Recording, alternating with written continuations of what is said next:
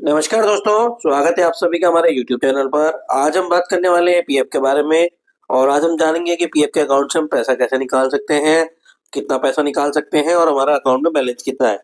तो कैसे पता करेंगे इस बैलेंस के बारे में, चलिए जानते हैं हमारी वीडियो में और बने रहिए अंत तक। तो चलते हैं वीडियो स्क्रीन पर।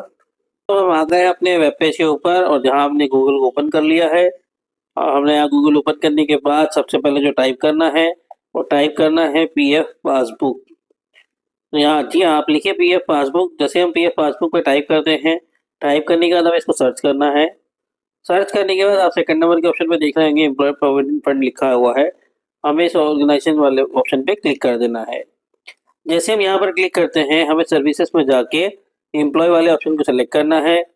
एम्प्लॉय वाले ऑप्शन को सेलेक्ट करने के बाद यहाँ पर सर्विसेज पे आपको, जैसे हम यहाँ मेंबर पासबुक वाले ऑप्शन पे क्लिक करेंगे, हमारे सामने एक नया वेब पेज ओपन हो जाएगा और नया वेब पेज जैसे ओपन होगा, यहाँ पर हमें यूजर आईडी और पासवर्ड मांगा जाएगा। यूजर नंबर हमें यहाँ पे टाइप कर देना है।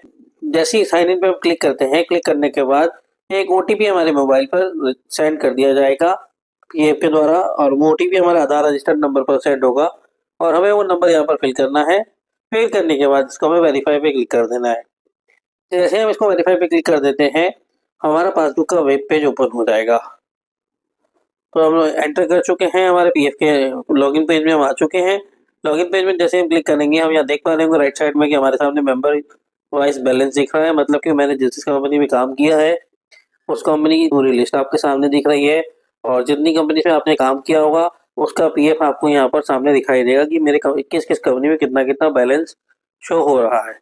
तो टोटल बैलेंस की अगर मैं बात करूँ तो आपको यहाँ टोटल बैलेंस भी दिख रहा होगा और रेड कलर के आइकन से एक आइकन दिख रहा है, वहां पर आपको दिख रहा है एम्प्लॉय प्रोविडेंट फंड का, ये एम्प्लॉय का शेयर है और ब्लू कलर का जो आइकन दिख रहा है वो एम्प्लॉयर का शेयर होगा। तो हमें यहाँ सबसे पहले पासबुक वाले ऑप्शन पे क्लिक करना है। यहाँ हमारी पासबुक ओपन हो जाएगी और हम यहाँ स्क्रॉल डाउन करके देख सकते हैं कि हमारा टोटल आज तक कितना बैलेंस इस वाले पीएफ नंबर में पड़ा हुआ है।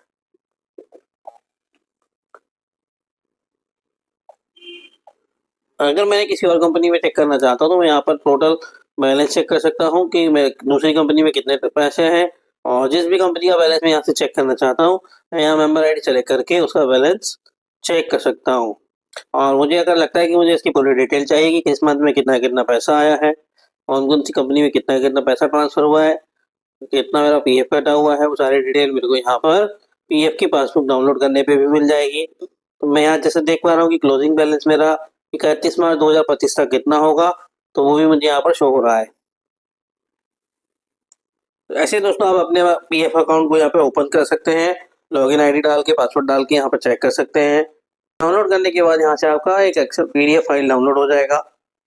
तो ये रहा वो पीडीएफ फाइल जो हमने डाउनलोड किया है। तो इस पीडीएफ फाइल में देखते हैं कि हमारा कितना कितना पैसा बना हुआ है और हम कितना पैसा निकाल सकते हैं। तो चलिए दोस्तों आप समझते हैं इस पीडीएफ फाइल को कि हमारा अकाउंट में कितना बैलेंस है और कितना बैलेंस हम इसमें से निकाल सकते हैं। अगर हम जॉब कर रहे हैं तब कितना बैलेंस निकाल सकते हैं और अगर हमने जॉब छोड़ दिया है तब हम कितना बैलेंस निकाल सकते हैं।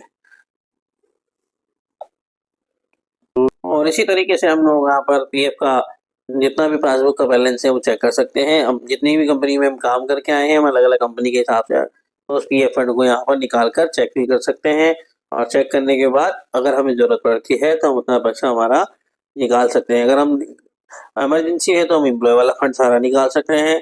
अगर हम जॉब छोड़ के 60 दिन के बाद निकालना चाहते हैं और हमारा एग्जिट डेट फेल हो चुका है फॉर्म में, एक चीज़ जरूर ध्यान रखिएगा यहाँ पर कि अगर हमारा जॉब छूट चुका है और अगर हम कंटिन्यूटी में नहीं काम कर रहे हैं तो अपनी कंपनी से एग्जिट डेट जरूर डलवाइएगा अपने पीएफ में। अगर आपका एग्जिट डेट नहीं डला हुआ है तो आपको वहाँ पर पीएफ का पूरा पैसा नहीं मिलेगा। वो अभी भी वहाँ दिखाएगा कि आप जॉब कंटिन्यूटी में कर रहे हैं, तो सिर्फ उस कंडीशन के अंदर आप केवल ये वाला पैसा निकाल सकते हैं। अगर आप वहाँ पर एग्जिट डेट फिल करवाते हैं पीएफ के अंदर और कंपनी को बोलते हैं कि आप मेरा एग्जिट डेट फिल कर दीजिए, अगर वो कंप्लीट कर देते हैं 60 दिन के बाद एम्प्लॉय और एम्प्लॉयर वाला पैसा आप दोनों ही निकाल सकते हैं। करते हैं अब पीएफ के पेंशन की, और पेंशन की अगर हम बात करें तो जब हम पीएफ विड्रॉल कर चुके होंगे, हमारा ये दोनों पार्ट जो पीएफ का है, अगर हम हमारा पूरा पीएफ निकाल चुके हैं, निकालने के बाद हमारे पास एक पेंशन का पार्ट बचता है और इस पेंशन के पार्ट को भी हम विड्रॉल कर सकते हैं। अगर हमने हमारा जॉब छोड़ दिया है तो पहले हम हमारा पीएफ वाला पार्ट विड्रॉल करेंगे, पीएफ को विड्रॉल करने के बाद हम अपना पेंशन का पार्ट भी निकाल सकते हैं। तो चलिए दोस्तों, मिलते हैं फिर अगली वीडियो में। तो हमारी वीडियो अच्छी लगी हो तो हमारे चैनल को लाइक और चैनल को सब्सक्राइब कीजिएगा।